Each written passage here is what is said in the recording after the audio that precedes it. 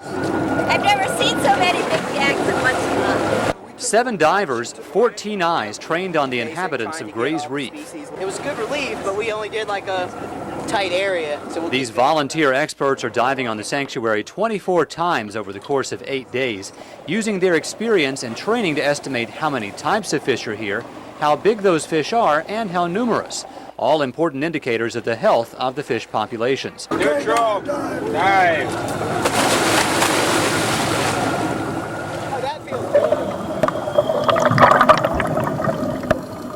Divers use an underwater slate to record the fish and other animals they see.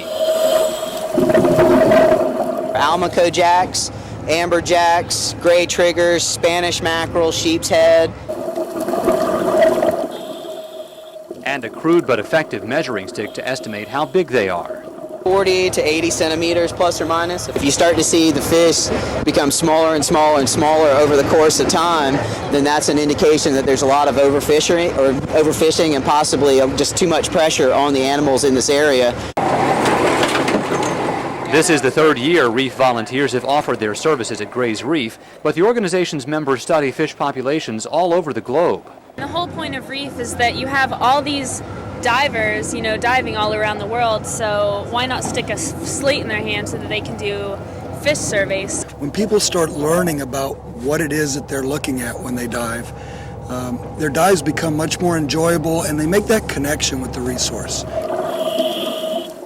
Instead of seeing a bunch of random fish swimming around, they know the names of what they're looking at and they know the behaviors and where they fit into the ecological picture. And what does the picture show at Gray's Reef? 3rd-year participant Scott Fowler is pleased with what he's seen. Big fish as well as thousands of little ones. In fact, sometimes it's difficult to see other fish.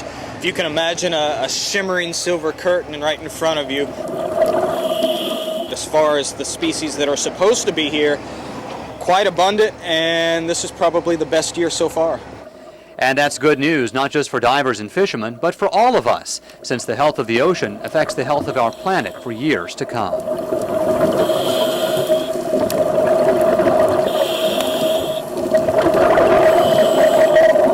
Michael Jordan, WSAV News 3.